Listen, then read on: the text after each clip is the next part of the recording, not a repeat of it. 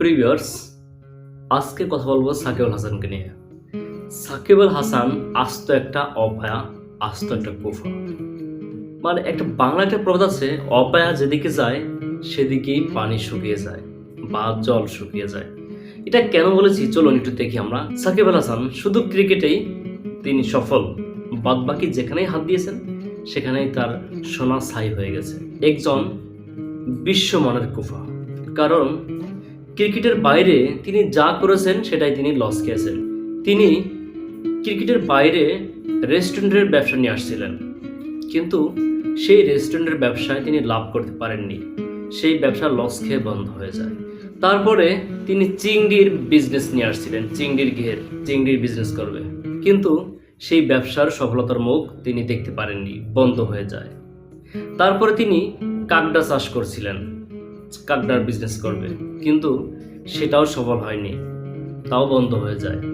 তারপরে তিনি গোল্ডের বিজনেসে আসছেন, কিন্তু সেটাও লাভের মুখ দেখেনি, তার এখন কোনো হদিস নেই।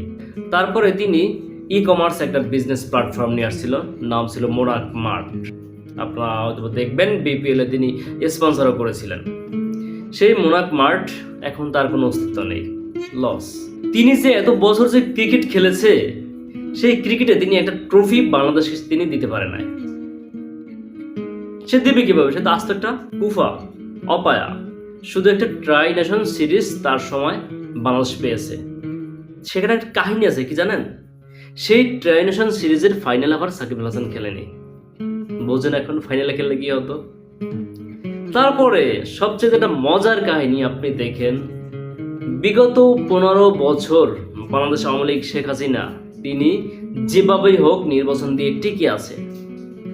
যেই সাকিব আল হাসান নির্বাচনে আসলো, এমপি হলো, সেই 7 মাসের মাথায় তার 15 বছর 16 বছর রাজত্ব হয়ে তার পালিয়ে যেতে হলো। প্রিভিয়ার্স, এখনো কি আপনি বলবেন যে সাকিব অপায়া না? সাকিব বিশ্বমানের একটা কুফা না? সাকিব বিশ্বমানের অপায়া না? এখনই কি আপনি বলতে দ্বিধাবোধ করবেন যে সাকিব অপায়া না? না এখন আপনি বলবেন সাকিব বিশ্ব অলরাউন্ডার? না আপনি বলবেন সাকিব বিশ্ব কুফা? কোনটা? আপনি দেখেন একটা মানুষ কতটা অপায়া হলে যেই মানুষটা 16 বছর 15 বছর যেভাবে হোক, পিটাইয়ে হোক, পাঠাইয়ে হোক, সেনাবাহিনী দিয়ে হোক, ক্ষমতায় টিকেছিল। আর এই লোক আসছে আর তাকে দেশ ছেড়ে পালাতে হয়েছে।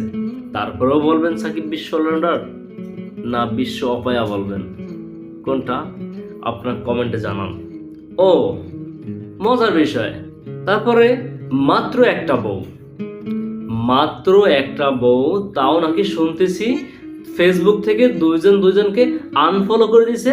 যত পিক ছিল সেই পিকগুলো ডিলিট করে দিছে, অনেকগুলোই। এখন সিম্পল কিছু আছে, একটা দেখলাম যে 2 দিন আগে ছাড়ছে, শিশির ভাবি। তাহলে এই বিশ্ব অপায়ার মনে হচ্ছে যে বউটা যাবে বা যাচ্ছে, এমনটাই নিউজ এসছে যে সাকিব সব হারাইতে এখন লাস্ট পর্যায়ে তার ওয়াইফকেও হারাচ্ছে।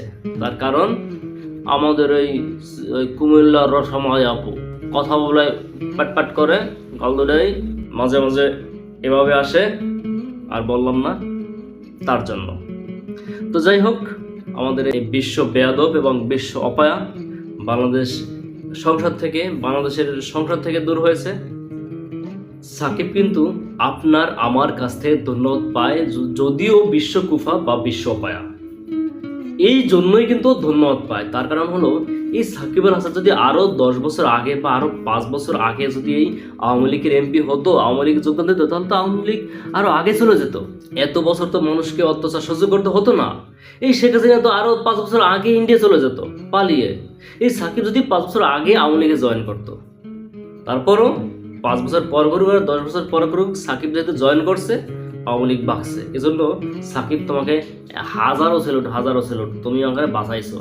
এরকম বিশ্ব গুফা, জাতীয় গুফা, এরকম 2টা থাকা দরকার। হ্যাঁ, যখন দেখবেন যাকে নামানো দরকার, তখন এই সাকিব আল হাসানকে ওইখানে এমপি পদে পাঠাই দেবেন, দেখবেন যে 5-6 মাসে শেষ। সাকিব তোমাকে ধন্যবাদ, তুমি আওয়ামী লীগে যোগ দিয়েছো। পার্থ একটা কথা বলেছিল যে সাকিবের দল একমাত্র আওয়ামী লীগই, তার কারণ আল্লাহকে সব দিয়েছে কিন্তু ওর নৈতিকতা দেয়নি।